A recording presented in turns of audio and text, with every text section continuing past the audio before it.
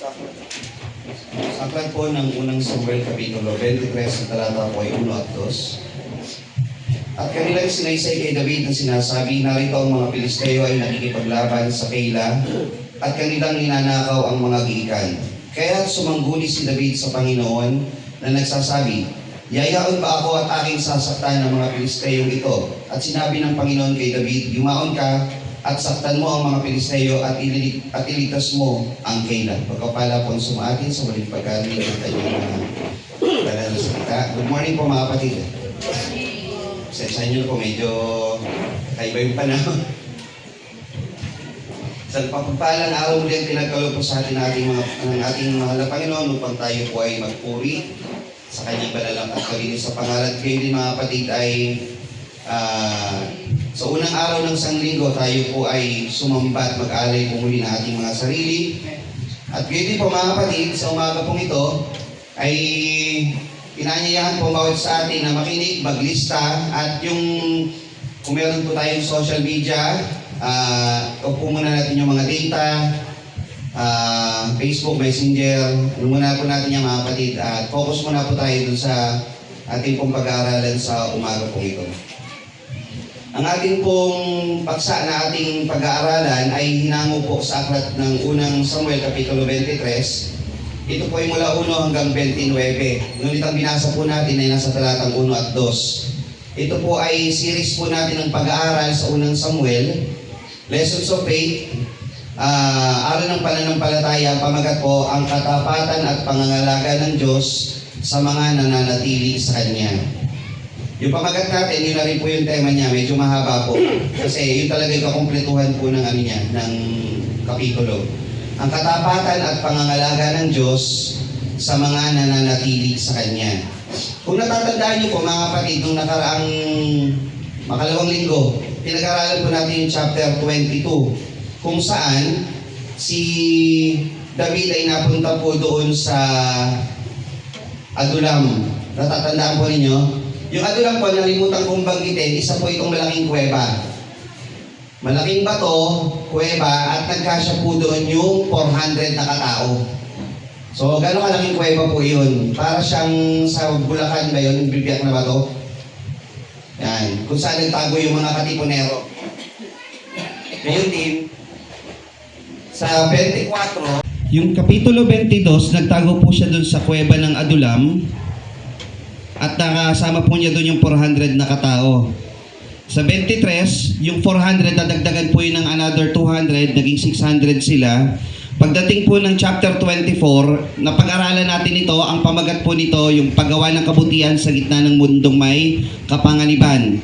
Nung panahon po na si David ay nakasama si Saul, nung si Saul ay pumunta sa kuweba para mag-CR, tapos pinutulan ng laylayan ng damit. Napag-aralan po natin yun, nakasama na po ni David doon, nasa 600 na. Yan. Kuweba din po yung En-Gedi. Yung lugar po ng En-Gedi, may mga kuweba din doon na parang biyak na bato rin na pagka nilakad yung kuweba, makakarating ka sa kabilang lugar, ganun po kahaba yung mga kuweba rito na binabanggit. So una, yung Adulam. Pangalawa, yung En-Gedi. Sa Adulam, kasama niya yung 400 na katao. Nangyari din po sa chapter 22 nang pinatay po ni Doeg yung mga saserdote ng Panginoon, natatandaan po ninyo? At ang nabuhay lamang po o natira dahil nakaligtas o nakatakas po siya ay si Abiatar, isang saserdote na anak ni Ahimelech. So ito na po yung chapter 23. O sa chapter 22 muna, natatandaan nyo, si David, sabi natin, isinafety niya yung magulang niya mula po dito sa Adulam. Nilakad po nila papunta dito sa Moab. Sa Moab, isinafety niya yung magulang niya na ang distansya po nito ay nasa 50 to 60 kilometers. Ang sabi ng Panginoon sa kanya, bumalik ka doon sa Huda. So si David, masunurin, bumalik po siya dito sa Huda. Nagpunta na po siya doon sa gubat ng Haret. Ang tanong po doon na naiwan, bakit siya pinabalik ng Panginoon? Ang sagot natin, siyempre, gusto ng Panginoon si David nandun sa kanyang bayan. Magstay siya doon sa Panginoon, hindi doon sa lugar ng mga kalaban. Kasi Moab po, kalaban po yan eh. So si David, bumalik po doon sa Haret. Ito na po yung umpisa ng chapter 23. Nung sila po ay nasa Haret na, ang distansya po ng Haret at ng Keila, yung Keila po ay isang bayan. Isipin niyo po, ang laki po ng Keila ay parang SSS Village. Nakita niyo na po may SSS Village sa Pabuan?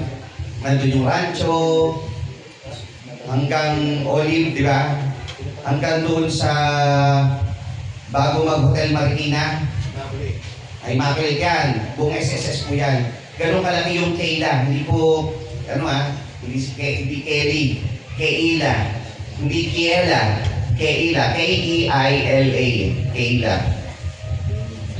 Nung sila po ay nandun na sa Keila, yung Keila at yung Haret, ang distansya naman po dyan ay nasa 8 to 10 kilometers din. So mula dito hanggang Cubao din ang distansya.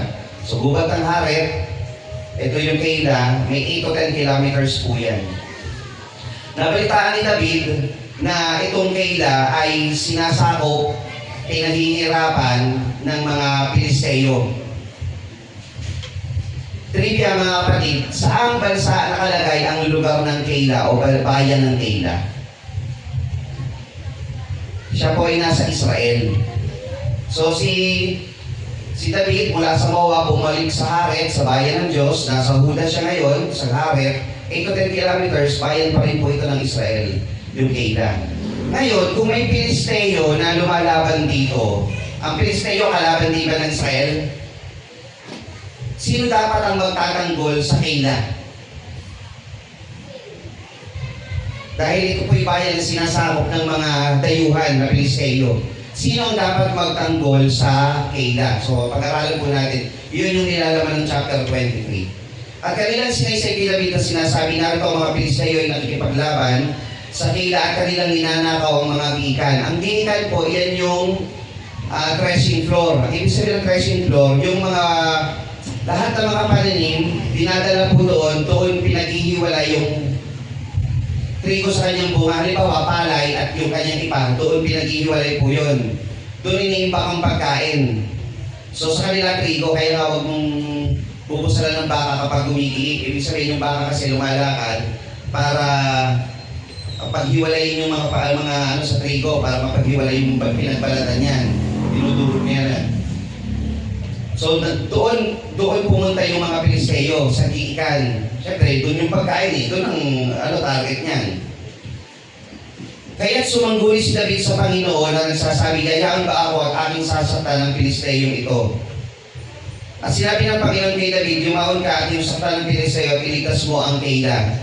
Tanong, paano kaya nakakausap ni David ang Panginoon at ang Panginoon sumasagot sa kanya? Di ba alam natin walang nakakita sa Panginoon ng mukhaan? So paano nagtanong si David at paano sumagot ang Panginoon? Another question po yun. At sinabi ng mga lalaki kay David sa kanya, "Narito tayo'y natatakot dito sa Huda." Sinusundan po ba? Verse 3 na. At sinabi ng mga lalaki ni David sa kanya, "Narito tayo natatakot dito sa Huda. Gaano pa kaya kung tayo pumaroon sa Keila laban sa mga hukol ng Pilisteo?" Yung mga kasamahan ni David, yung 600 na sila rito eh. Tayo nandito sa Huda, sa Haret, natatakot na tayo rito kasi tinataguan natin si Saul. Paano pa kaya kung pumunta tayo doon sa Keila na sinasakop ng Pilisteo? Baka pag tumakas tayo, ibig sabihin, makita tayo ni Saul, or hindi naman tayo mga mandiriba. Naalala nyo ba kung ano ang katangian ng mga tao na kasama ni David? Sa 22:2, bawat isa sa kanila na napipighati, may utang, bawat isa sa kanila may kalumbayan ay nakipisan sa kanya. So yun yung mga katangian ng mga tao ni David. Hindi sila mga mandirigma. So sila takot. Dito, natatakot tayo sa Haret, sa Huda. Pag pumunta tayo doon sa Keila, either sa pagpunta natin doon, tambangan tayo ni Saul, or yung mga Pilisteo makapatay sa atin. Nang magkagayoy, sumangguni uli si David sa Panginoon at sumagot ang Panginoon sa kanya. At sinabi, "Bumangon ka at tumusok ka sa Keila sapagkat aking ibibigay ang mga Pilisteo sa iyong kamay." So verse 4, sumangguni ulit ang Panginoon sa Diyos. Paano ulit sumangguni si David sa Panginoon at paano ulit sumagot ang Panginoon kay David? Di ba nakakapagtaka? Paano? Sasagutin po natin ng maya-maya. Verse 5, "At si David at ang kanyang mga lalaki ay naparoon sa Keila at bumakas sa mga Pilisteo at dinala ang kanilang kawan. at pinatay sila sa malaking pagpatay. Gayon, iniligtas ni David ang mga tumatahan sa Keila.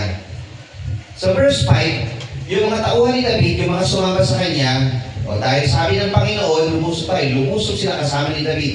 Natalo nila ni Pelisteo, kinuha nila yung mga bakahan. Iniligtas ni David ang mga taga-Keila. Alam niyo ang Keila, isipin niyo yung SSS Village, napapalibutan ng isang malaking pader.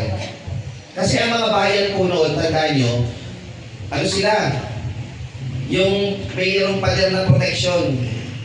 Ano yun sa mga pelikula nung araw, yung mga knights, mga kastilyo, di ba may mga malalaking pader yun na kailangan ng malaking hagdanan, ganun mo yung Keila.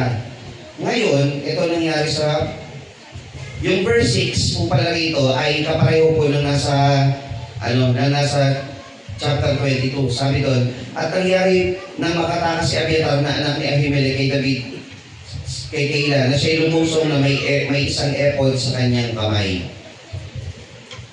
At nasaysay kay Saul na si David ay naparoon sa Keila. At sinabi ni Saul, ibinigay ng Diyos siya sa aking kamay, sapagkat siya'y nasarahan ng kanyang pagpasok sa isang bayan na mayroong pintuang bayan at mga halang. Mga kapatid, may mga taong ganito kagaya ni Saul. Lahat ng nangyayari, kahit masama, lagi ang nasa isip, gawa ito ng Panginoon.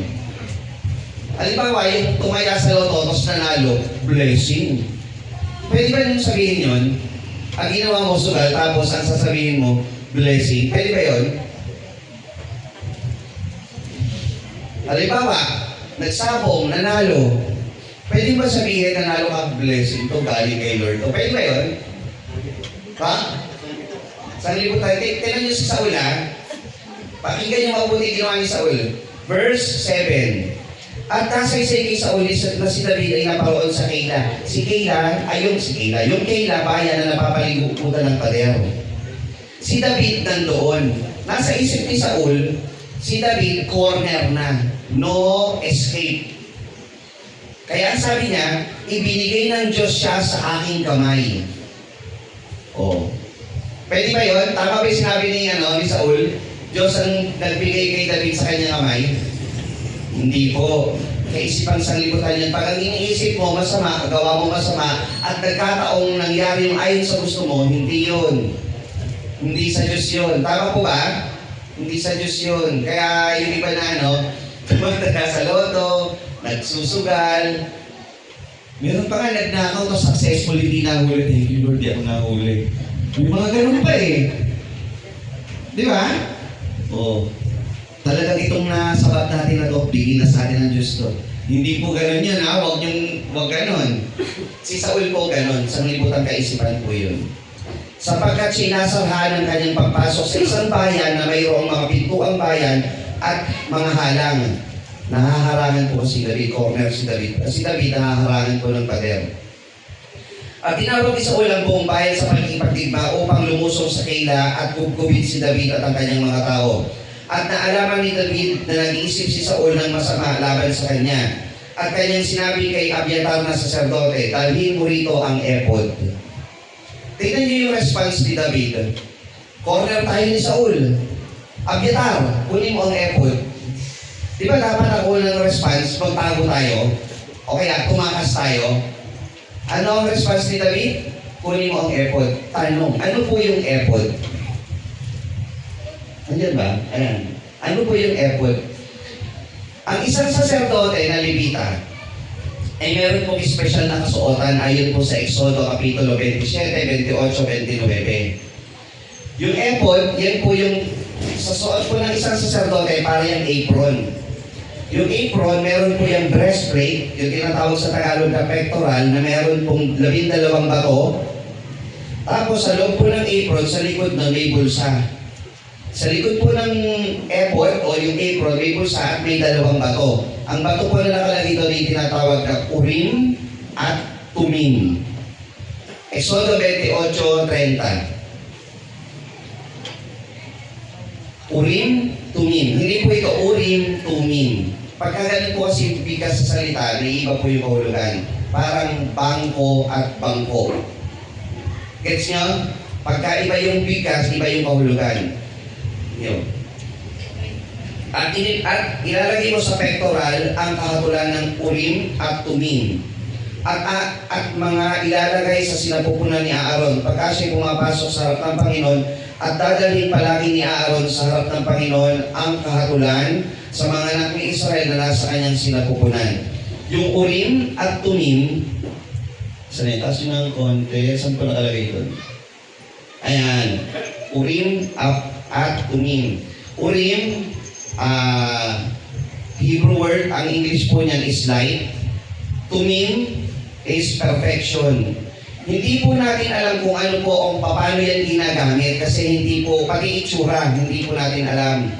Explain ko natin mamaya kung bakit. Kung paano ito ginagamit. Pero ayon po sa mga scholar at lahat po na nag-aaral po sa Biblia, ang pinakamalapit na sagot po dito, para yung yes or no na bato. Halimbawa, may dalawang bato sa bulsa ko. Lord, pupunta ba ako sa bayan na yon o hindi? Kuha ka ng bato. Nakuha ko yung isa. Yes, pupunta ako. Pupunta po ba ako doon? Nabulot ko? No. O, hindi ako pupunta. Sabi ng Panginoon, no. Ito yung paraan ng kahatulan sa Israel na nakasalalay po doon sa Urim at Tumim. Ganun po paraan nakikipag-usap ang Panginoon sa Israel. Ginamit po ito sa iba't ibang mga bahagi po ng Biblia. Ang pinakahuling gumamit po nito sa Lumang Tipan ay dito na po sa chapter 23. Meron po itong kapareho na nangyari sa Bagong Tipan nung kinuha na po nila nung nawala na po si Judas Iscariote. Ang tawag po dito is drawing of lots. L-O-T-S, lots. So doon kinuha yung salitang lottery. Lottery, loto. Palabunutan. They draw lots. Palabunutan. Nung ang mga alagad na po ay sino ba kukunin natin? Si Barsabas o si Matias? Barsabas ba o Barnabas? Barsabas. So nung nabunot nila ito, si Matias ang napili ng Panginoon. Pero hindi nakasulat doon kung Urim o Tumim talaga ang ginamit nila. Pero yung drawing of lots, doon huli po yung nakita sa Aklat ng Gawa. By the way, dito po sa chapter 23, nakipag-usap si David sa Panginoon, sabi niya doon sa verse 2, yayaman ba ako at aking sasaktan ang mga Pilisteyong ito? Bunot. Sumagot ang Panginoon, saktan mo ang Pilisteyo. Kasi dalawa lang naman yun, saktan mo o hindi.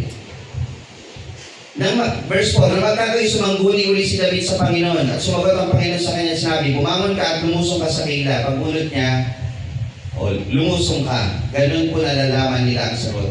Para sa mata ng tao, nakasalali ang sagot ng Panginoon sa dalawang bato, parang naghuhulaan. Parang ganun, pero it works. Yun ang gusto ng Panginoon eh. Yun ang sinabi niya kay Aaron sa paraan ng mga saserdote. So kung yun ang paraan ng Panginoon, paano malalaman ang sagot noon, yun ang gagawin mo. Ngayon, ito yung tanong, bakit hindi sinabi ang buong detalye ng Urim at Tumim? Itsura, kung anong kulay, gano'ng kalit, gano'ng kalaki, anong hugis. Alam niyo bakit? Kasi kung naisulat po yun, palagay nyo, meron na sa National Bookstore nun ngayon. Palagay nyo. Ang dami ng bibenta nun. Ito ang paraan para malaman ng kalooban ng Panginoon. Ang benta nun, sigurado. Nasa bulsa mo, liligawan ko ba siya? Sabi ng Panginoon, ligawan ko. O, di ba? Nanakawan ko ba to? O, sabi. Di ba? Ganun ang gagawin ng tao, aabusuhin yun. Kaya nga pati yung kabal ng tipan, naniniwala ko, hindi makikita yun eh. Kasi pag yung kabal ng tipan, nakita yung sasambahin ng tao yun eh. Kaya talagang itinago yun eh. Kasi gusto ng Panginoon, ma-focus siya, ang tao, sa Kanya. At kung meron kang gustong itanong sa Panginoon, hindi sa panaginip ng kung sinong tao, hindi sa hula ng kahit sinong mga bulaang propeta dyan, ito na po ang sagutan dito lahat. Okay? Lahat po ng gusto mong malaman, itanong sa Panginoon, nandito po yung sagot. Hindi na po para sa mga iba't ibang kaparaan ng tao. Okay? Yun doon po, lumipas na yun. Balik po tayo dito sa verse 9. At naalaman ni David na nag-iisip si Saul ng masama laban sa kanya, kaya sinabi kay Abiatar na sacerdote, dalhin mo rito ang ephod. So nakuha niyo bakit dalhin dito ang ephod? Sasangguni siya ulit sa Panginoon. Nang magkagay sinabi ni David, O Panginoon na Diyos ng Israel, tunay na balitaan ng iyong lingkod na pinagsisikapan ni Saul na pumaroon sa Keila upang ipahamak ang bayan dahil sa akin. Ibibigay ba ako ng tao sa Keila sa kanyang kamay? So sabi ni David, ulit, si David pinagtanggol yung Keila na bayan ng Diyos o kasama sa bayan ng Diyos na dapat si Saul ang nagtatanggol. Sino ba ang hari sa Israel? Si Saul. Si Keila o yung bayan ng Keila, sinasakop ng Pilisteo, si David ang nagtanggol. Bakit? Nasaan ba si Saul? Ang nasa isip niya, patayin si David. Hindi niya na nasa isip yung bayan, yung kanyang priority bilang hari. So si David ang nagtanggol dito. Yung bayan ng Keila, na pinagtanggol ni David, na iligtas sa mga Pilisteo, nandoon siya ngayon sa loob. Ang tanong ni David sa Panginoon, pakinggan niyo maigi, ibibigay ba ako ng mga tao sa Keila sa kanyang kamay? Lulusong ba si Saul ayon sa nabalitaan ng iyong lingkod? O Panginoon, Diyos ng Israel, idinadalangin ko sa iyo na saysayin mo sa iyong lingkod at sinabi ng Panginoon, siya'y lulusong. Panginoon, for short, ipagkakanulo ba ako ng Keila? Kaya pinagtanggol ko Keila? Yung Keila ba, ibibigay ba ako ng Keila kay Saul? Naman kayo sinabi ni David, ibibigay ba ng mga tao sa Keila ako at ang aking mga tao sa kamay ni Saul? At sinabi ng Panginoon, ibibigay ka nila. Verse 12. Parang sakit, no? Ipinagtanggol mo yung Keila, tapos pag dumating si Saul, hanapin si David, sasabihin ng mga taga-Keila, at nandito siya. Bakit kaya? Mapapahamak sila eh. Mas takot sila kay Saul kaysa sa mga Pilisteo eh. Di ba sinasaktan sila ng Pilisteo? Dapat humingi sila ng tulong kay Saul eh. Pero si David yung nagtanggol sa kanila. Pero para maligtas sa kanilang buhay, di ba mapatay na sila ng mga taga-Pilisteo. Huwag lang sila mapatay ni Saul. Ganun sila katakot kay Saul. So kat yung nagtanggol sa kanila si David, ipagkanulo nila si David kay Saul. Mabuhay lamang sila. Nang magkami si David at ang kanyang mga tao na 600 o 600 na sila, ay tumindig at umalis sa Keila at naparoon kung saan sila mapaparoon. So kahit hindi nila kung saan sila mapupunta. At nasa isipin Saul na si David ay tumahan sa Keila at siya'y tumigil sa paglabas. At si David ay tumahan sa ilang ng katibayan at nanira sa lupaing mapuro sa ilang ng sip. At pinag-uusik siya ni Saul araw-araw. Ngunit hindi siya ibinigay ng Diyos sa kanyang kamay. Si Saul, pagkagising sa umaga, I want to kill David. Pagdating ng merienda sa bago magtanghali, I want to kill David. Pagdating ng pananghalian, ano nasa isip ni Saul? I want to kill David. Merienda sa hapon siguro, ano nasa isip ni Saul? I want to kill David. Magkahapunan o gabihan, ano nasa isip ni Saul? I want to kill David. Bago matulog, ano sa isip ni Saul? I will kill David. Kinabukasan, ano na naman? I will kill David. Araw-araw yan ang buhay ni Saul. Naalala niyo pinag-aralan natin nung isang linggo? O nung makalawang linggo? Marami kang bagay na problema sa buhay, araw-araw. Si David ito araw-araw eh. Pero hindi siya pinabayaan ng Diyos araw-araw. Araw-araw man may gustong tumuligsa sa buhay ni David, araw-araw naman siya pinoproteksyonan ng Panginoon. Ang kapareho nito sa bagong tipan, sapagkat ang ating kalaban ay parang, ang diablo ay parang yung umuungal na humahanap ng masisila niya. Araw-araw po yun. Pero araw-araw pinoproteksyon tayo ng Panginoon. Ganun po ang niyan. Verse 15, at nakita ni David na lumabas si Saul upang usigin ang kanyang buhay. At si David ay nasa ilang ng sip sa gubat. At si Jonathan na anak ni Saul ay bumangon at naparoon kay David sa gubat. Pinagtibay ang kanyang kamay sa Diyos.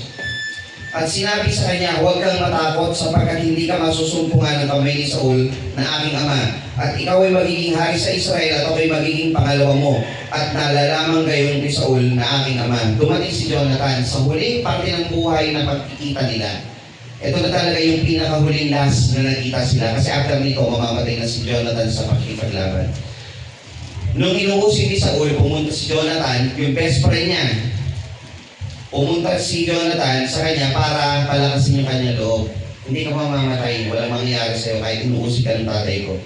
At pagdating ng panahon, magiging hari ka at pangalawa lang ako. Hindi ibig sabihin pangalawa, second hari Ibig sabihin, nasa tabi mo ako. Ganon, hindi na, you're number one, I'm number two, hindi po. Ibig sabihin, I am next to you. Ganon, lagi mo akong nasa tabi. Sa ibang salita, nasa likod mo ako. Ganon. Ako'y nakasuporta sa iyo.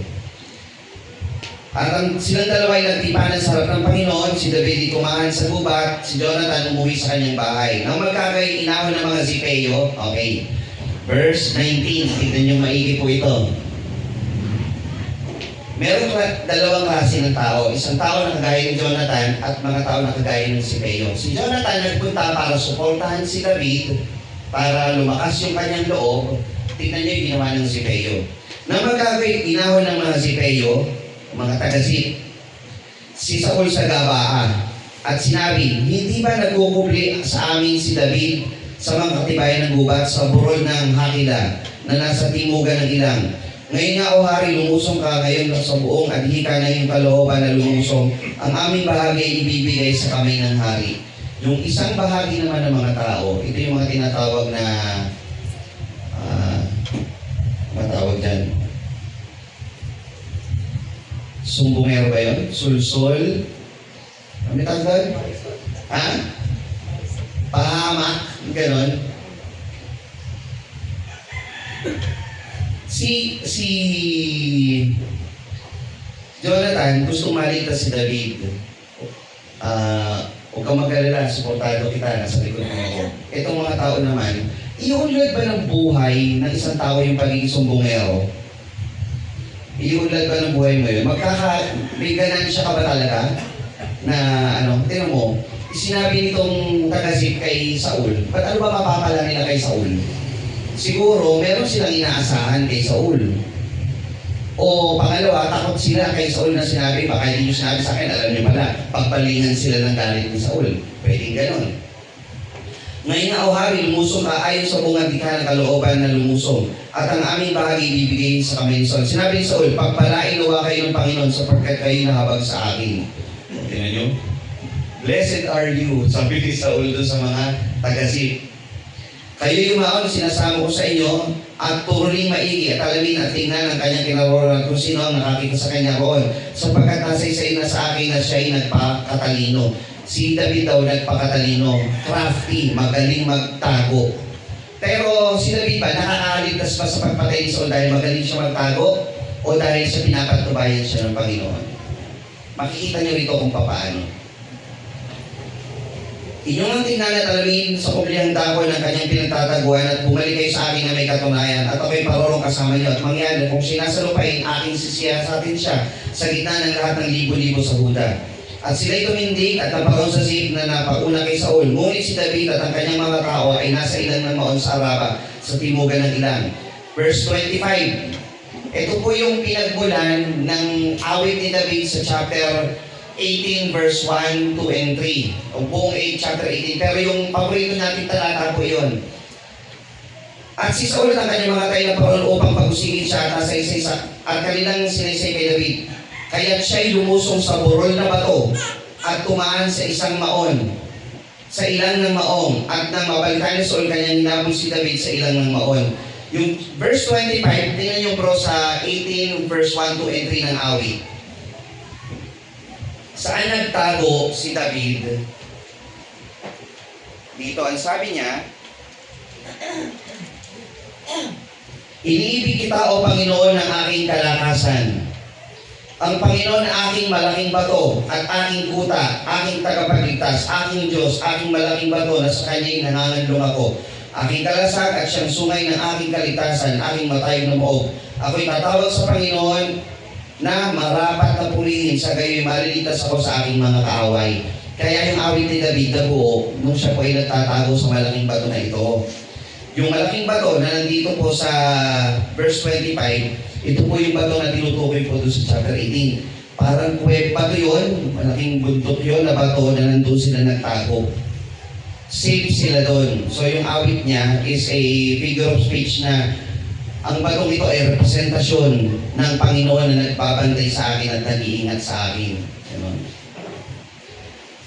At naparoon si Saul sa damong ito ng bundok at si David at ang kanyang mga tao sa damong iyon ng bundok. So isipin nyo, ito yung bundok, ito muna. Ang bundok, hindi naman yan parang bahay na maraming pinto di ba? Usually kung ano yung opening niya, yun lang. Pagka kayo nagtatago dyan, nasa loob ka, at dito katambangan ng mga tao ni Saul, corner ka na o hindi? Huli ka na, di ba? Tingnan niyo ang nangyari. Naparoon si Saul sa damong ito ng bundok at si David at ang kanyang mga tao sa dakong iyon ng bundok. At si David ay nagbadali umalis dahil sa takot kay Saul sapagkat kinukupkop ni Saul ang kanyang mga tao, si David at ang kanyang mga tao upang sila ay hulihin. Verse 27. Ngunit dumating ang isang sugo kay Saul na nagsasabi, magmadali ka at pumarito ka sapagkat ang mga Pilisteo ay sumasalakay sa lupain. Si Saul nakabantay doon sa bundok, sa bato na yun. Pumarito ka, bumalik ka. Sinasalakay yung lupain natin ng mga Pilisteo.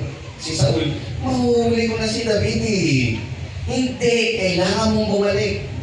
Huhuli ko si David, yung lupain naman natin, masasako. Bumalik ka. Anong nangyari? Sapagkat ang mga Pilisteo sumasalakay sa lupain, sa gayoy bumalik si Saul na mula sa paghabol kay David at naparoon laban sa mga Pilisteo, kaya kanilang tinawag ang dako na iyon na Sela Hamalekot. Nakaligtas si David, corner na siya, sa bingit na nung ano niya, yung eto na, kung isipin niyo, ito yung kuweba, itong kapilya, yan yung pinto, nandito tayo. Si Saul nandyan na. Pag lumabas tayo, dali tayo. Si Saul biglang umalis kasi pinabalik sa ano. Di ba ano na? Well, ano na give me 1 hour, huliin ko lang to. Di ba? Ganun lang yun Pero nakaalis si Saul. At si David ay umahon mula ron at tumahan sa mga katibayan ng En-Gedi. Yan na po yung buong kapitulo ng chapter 23. Tingnan niyo po ito, sa damo yun na Sela Hamalekot. Pagkitin niyo nga, Sela Hamalekot. Malik, parang Malikot. Parang hindi tanggulisan. Sela Hamalekot. Ang ibig sabihin po niya, bundok na pinaghiwalayan o bato na pinaghiwalayan. Doon naghiwalay si David at si Saul. Sela Hamalekot. Yan. Sa chapter 23, mga kapatid, ano yung aral na makikita natin? Ito yung panahon na iniligtas ni David ang Keilah. Tapos, ang Keilah ay may tangka din sa kanyang buhay na siya ay ang taksil ba tawag doon? Taksil, pinagtanggol ko kayo, tapos bibigay nyo rin ako. Una, ang makikita natin aral dyan, mga kapatid, si David ay laging sumasangguni sa Panginoon. Pag may problema dumating kay David, ang pabagat po natin ang katapatan at pangangalaga ng Diyos sa mga nananatili sa Kanya. Si David, naniniwala siya'y nananatili sa Panginoon. Kahit anong mangyari, I will stay with the Lord. Yan ang tema natin ngayong taon. Napakaganda ng tema natin, mga kapatid. Magandang 10 taon, puro ganito talakayin natin yung pananatili sa Panginoon. Ang katapatan at pangangalaga ng Diyos, tandaan nyo, dun sa mga nananatili lang sa Panginoon.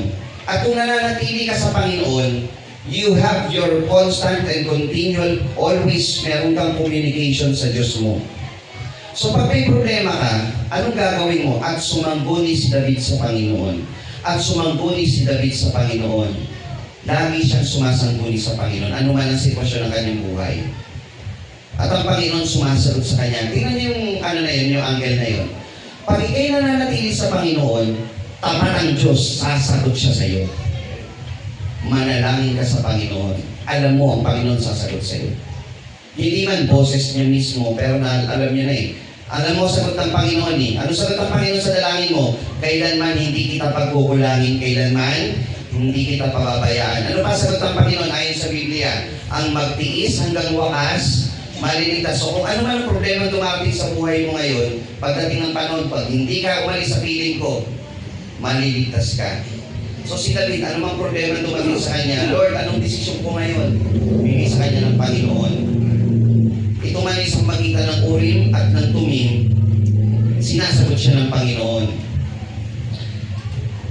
Si Saul ay busy sa paghunting kay David. Si David ay busy sa pagpuri sa Panginoon, sa pagkilala sa Panginoon. Si David may compassion na iligtas yung bayan ng Diyos kahit hindi niya trabaho yun. Si Saul ang may trabaho na iligtas ko dahil siya ay hari. Pero nasaan ba ang puso ni Saul? Nasa kaisipang masama na patayin si David. Makikita natin doon mga kapatid, isang conversion sa bagong tipan ng Panginoong Hesukristo. Dahil si David ay ang foreshadow ng Panginoong Hesukristo. Ang sanglibutan, mga kapatid, nakahilig sa masama. Sinasalakay tayo ng kasalanan. Nilulugmok tayo. Sino ang nagpunta sa atin upang tayo ay iligtas? Ang ating Panginoong Hesukristo. Hindi niya bayan yun, hindi naman kay ano yun eh. Pero Panginoong Hesukristo, niligtas tayo sa ating mga kasalanan. Yung Keila, hindi kinilala si David. Ang bayan ba ng Diyos, nung pumarito ang Panginoong Hesukristo, kinilala ba siya? Ayon po sa Juan, Kapitulo 1, talatang 11, pakilagay po. Sa Juan 1:11, sapagkat naparito yung ilaw. Ang sabi, siya'y naparito sa sariling kanya at siya'y hindi tinanggap ng mga sariling kanya. So parang gano'n ang nangyari kay David. Gano'n din ang nangyari sa Panginoong Hesukristo. Kapag katapos iligtas ng Panginoon ang bayan sa pamamagitan ng kanyang buhay, ano ang mga tao? Tinanggap ba siya? Unang Korinto 2:7 at 8. Sabi po doon, kundi sinasalita namin ang karunungan ng Diyos sa hiwaga, yaong karunungan na itinalaga ng Diyos bago nilalang ang mga sanglibutan sa ikaluluwalhati natin, na hindi na pagkilala ng sino mang pinuno sa sanglibutan ito, sapagkat kung nakilala sana nila, ay di ipinako sa krus ang Panginoon ng kalwalhatian. Naparito ang Panginoon para iligtas kayo.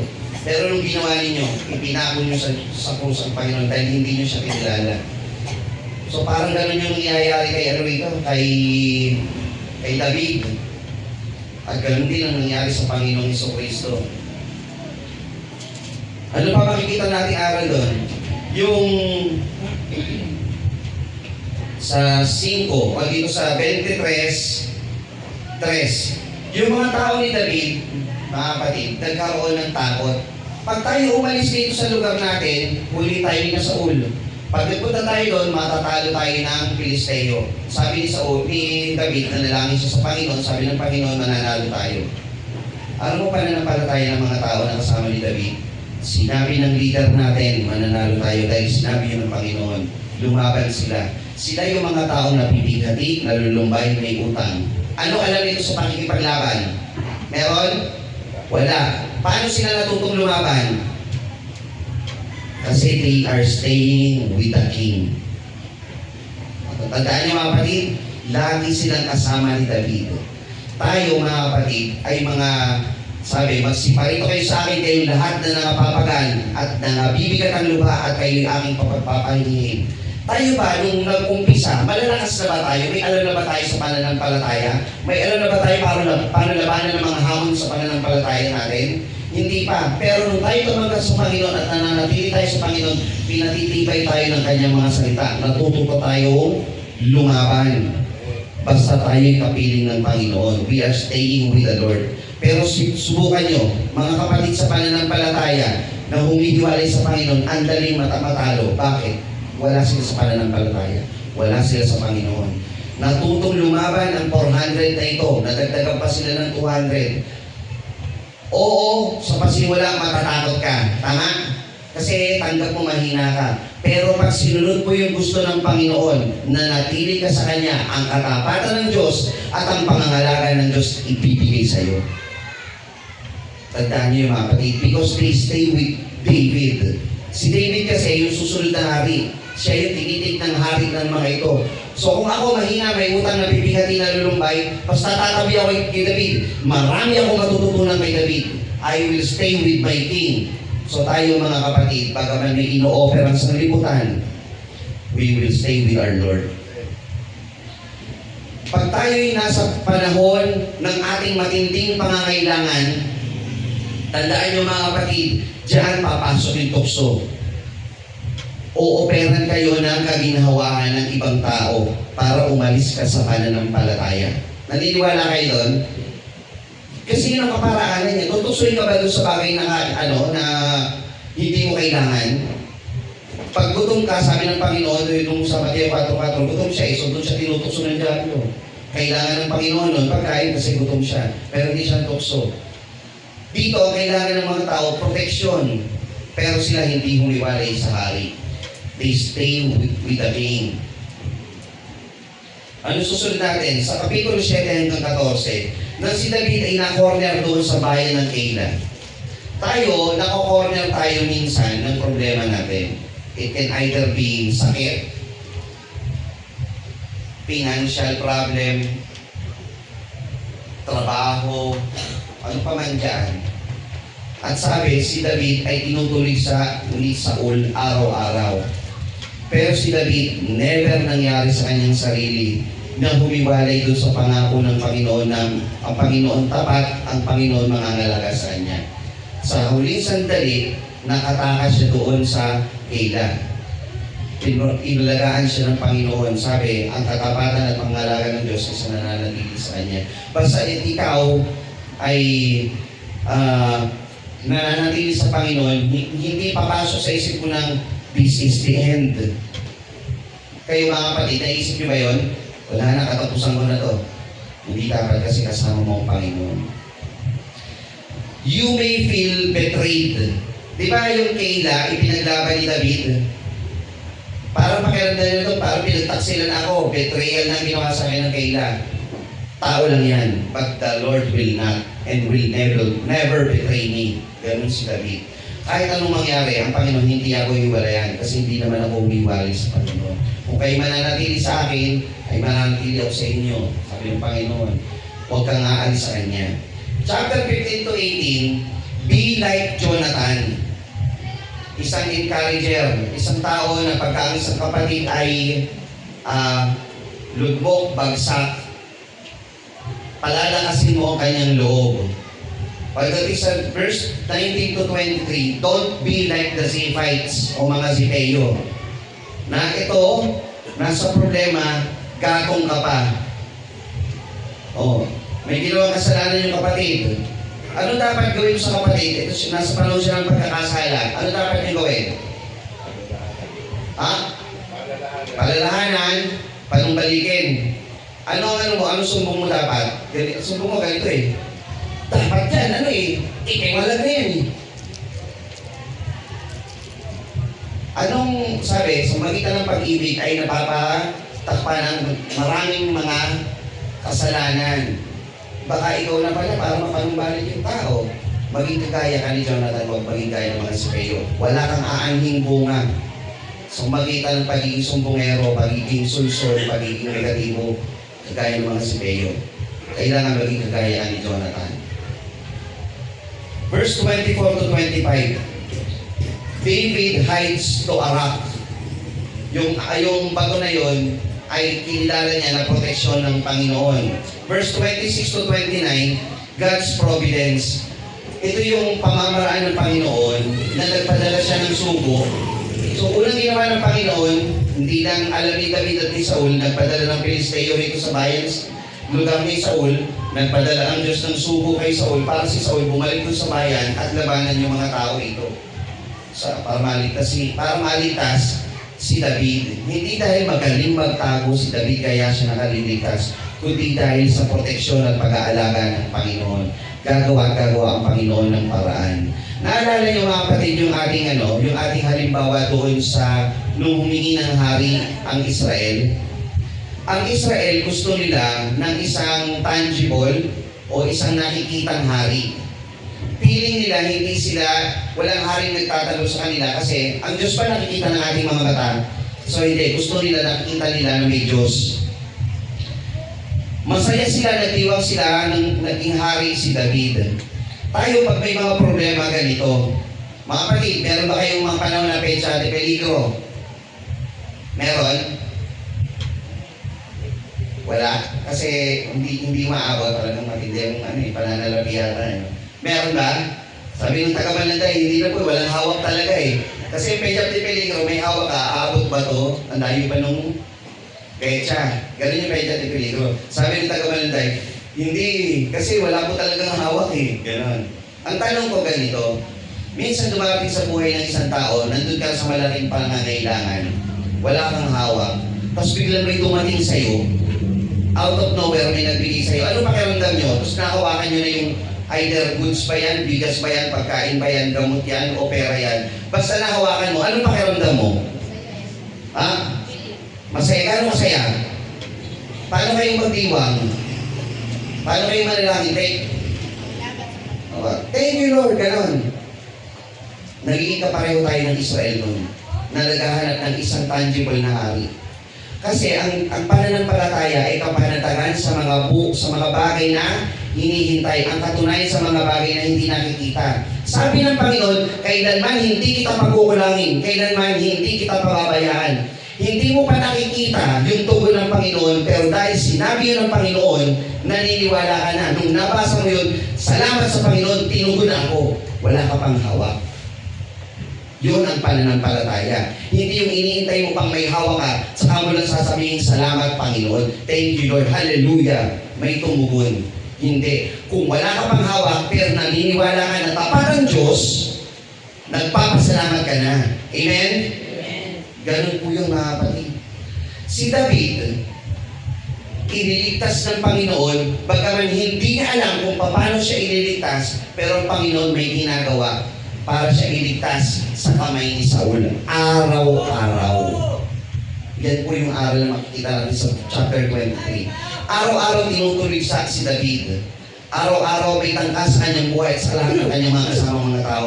Pero siya hindi humihiwalay sa piling ng Panginoon. Kaya ang katapatan ng Diyos, ang pangangalaga ng Diyos doon sa nananatili sa Kanya. Dahil nananatili si David, hindi siya pababayaan ng Panginoon. At kung tayo mananatili sa Panginoon, hindi rin niya tayo pababayaan. Hindi niya tayo pagkukulangin. Kaya kailangan, lagi nasa isip mo, pag nasa bingit ka na, pag pakiramdam mo, cornered ka na, hindi ako iwalay sa Panginoon. May offer doon, tukso lang yan. Ang Panginoon may plano sa akin. Kahit di ko mahawak, amen, thank you Lord na ako. Amen? Ganun po yung mga kapatid. Nagpapasalamat ka na sa bagay na hindi mo pahawak dahil yun yung pananampalataya. Dahil ang pagpananampalataya mo, dun lang sa hawak mo, hindi pananampalataya yan. Ang kapanatagan sa mga bagay na nakikita o kapanatagan sa mga bagay na hindi nakikita. Sa hindi nakikita, yun yung pananampalataya. Katunayan sa mga bagay na hinihintay, ang katunayan sa mga bagay na hindi nakikita. Hindi mo pa nakikita, hindi mo nakahawakan. Hindi pa ipinapangako ng tao sa'yo. Pero ang Panginoon nangako na agad, hindi kita papabayaan, hindi kita pagkukulangin. Nung nabasa mo yung verse, kailangan pakiramdam mo na agad, hindi kita pagkukulangin. Thank you Lord. Tinugon mo na ako. Ganun po yun mga kapatid. Yun ang pananampalataya. Ang totoong follower ng Panginoon, ang totoong nananatili sa Panginoon, yung puso mo, yung isip mo, nakalagak doon sa promise ng Panginoon. This will separate yung sanglibutan at yung mga banal. Paano mo malalaman kung anong kaibahan ng mga banal sa taga-sanglibutan? Yung taga-sanglibutan, kailangan meron silang bagay na pinangahawakan. Halimbawa, alam niyo ba yung sa ibang bansa kasi may tinatawag tayong nakacheque na tax return. Alam niyo yung tax return? Nagbabayad sila ng tax pero every year may dumadating na cheque. Pag dumating na sa mga mamamayan sa lalo sa ibang bansa, wow, this is from the government. Thank you, Lord. Ganun. Paano kung walang laman pala yung cheque na yun? At ang nangangako doon, yung government, tutuparin nila ito. This is from the government. Hindi magbabounce to. Ano pa kaya yung isinulat ng Panginoong Diyos. O bigyan kayo ng cheque ng isang kakilala nyo, laman 100,000 pesos. Hindi ako mabibigo dito. Kilala ko tong businessman na ito. Pinirmahan niya ito, ma-estafa siya rito pag ito nag-bounce. Tama ba? Sabi, may tiwala ka dun sa taong pumirma ng cheque na yon. Pero pera na ba yun? Hindi pa. Pero ang tindi na ng paniniwala mo. And that is by man. Ganun yung mag-isip yung taga-sanglibutan. Pero ang Panginoon, sinabi niya sa kanyang banal na salita, tutuparin niya. Sabi ng Panginoon, ang magtiis hanggang wakas, maliligtas. Magtapat ka hanggang kamatayan, bibigyan kita ng putong ng buhay. Ang sukatan ng pananampalataya sa mga banal at taga-sanglibutan, hindi yung buhay na ito. Yung ibang tao kasi, pag tinignan, ang ganda ng nagiging buhay nila, umulat yung buhay nila, ang Diyos nasa kanila. Ganun ba yun? Hindi po ganun yun, mga kapatid. Ang sukatan ng pananampalataya ay kung ikaw ay nananatili sa Panginoon. Kung yung katapatan mo sa Panginoon, ibibigay mo sa Kanya. Ganun si David. Kahit ibitreat ako ng tao, kay Lord ako. Kahit corner ako ng problema ko, kay Lord ako. Suportahan ako ng kaibigan ko, kay Lord ako. Ipagkanulo ako ng mga taga-sipo ng ibang mga tao, basta kay Lord pa rin ako. May sumuporta o wala, basta kay Lord ako. So tayo mga kapatid sa ating ministeryo, ituloy niyo po kung anong ministeryo yung tinanggap niyo sa Panginoon. Kung si David, ito yung ministeryo niya, tinutuloy niyo sa Panginoon, tayo rin mga kapatid. Kung ano yung hamong ibinigay sa atin ng Panginoon, magkaroon tayo ng kusang palo na gampanan ang ating mga ministeryo, gampanan yung ating mga trabaho, kahit walang appreciation ng iba, basta ituloy mo yung ministeryo mo sa Panginoon. Kung ikay naniniwala na ikaw ay nananatili sa Panginoon, itutuloy mo yung trabaho mo sa Panginoon. Amen? Itutuloy mo yung paglilingkod mo sa Panginoon. At ikaw ay magkaroon ng constant communication kay Lord. Kasi gusto ng Panginoon, dependent ka sa Kanya eh. Gusto ng Panginoon, wala kang kakayanan sa iyong sarili. Ibibigay ko lang yun sa iyo na humahanap sa akin, sabi ng Panginoon. Pagka pakiramdam mo, hindi mo kaya, yun yung gusto ng Panginoon. Pag sinabi mo kasi, kaya ko, kahit wala si Lord, hindi yung minute yun eh. Lord, I always depend on you. Kaya dito, mga kapatid, sabi ng mga tao, at sinabi ng mga lalaki ni David sa kanya, narito tayo natatakot dito sa Huda. Gaano pa kaya kung tayo ay pumaroon sa kailalaban sa mga upuan ng Pilisteo? Nang magkagay sumangguni si David, sabi, bibigay daw ang mga Pilisteo sa kanilang kamay. At nanalo, sabi, gayon iniligtas ni David ang mga tumataan sa kaila. Nagtagumpay si David at ang kanyang mga tao laban sa malalakas na Pilisteo. Gaano man kalakas po ang ating mga kalaban kung tayo nananatili sa Panginoon, magtatagumpay tayo sa dulo. Mga kapatid, ano nga na dumating sa ating buhay, basta tayo nananatili sa Panginoon, magtatagumpay tayo. Ang katapatan at pangangalaga ng Diyos ay nananatili sa Kanya, sa mga nananatili sa Kanya. Basahin po natin muli ang ating pagsambatayan at kanilang isinaysay kay David at sinasabi, narito ang mga Pilisteo ay nakikipaglaban sa Keila at kanilang ninanakaw ang mga gikan. Kaya sumangguni si David sa Panginoon at na nagsasabi, yayawad ba ako at aking sasaktan ng mga Pilisteo ito? Mga kapatid, may problema ba kayo mga kapatid? Meron ba kayong pagsubok na pinagdadaanan? Ang panalangin natin, Lord, magtatagumpay po ba tayo? Lord, matatalo ba natin ang ating mga pagsubok? Lord, suportado mo po ba kami sa aming ministeryo, sa aming paglilingkod sa iyo? Amen. At sinabi ng Panginoon kay David, yumaon ka sa tanmo ay Pilisteo at ililigtas mo ang Keila. Sabi ng Panginoon, idiretso mo yan kapatid, ililigtas ka ng Panginoon. Magtatagumpay ka sa iyong lakad sapagkat kasama mo ako dahil nananatili ka sa iyong katapatan sa akin. Pagpapala po sa ating sumunod sa karinig ng mga salita ng Panginoon, tayo po ay sama-sama ang maniglod.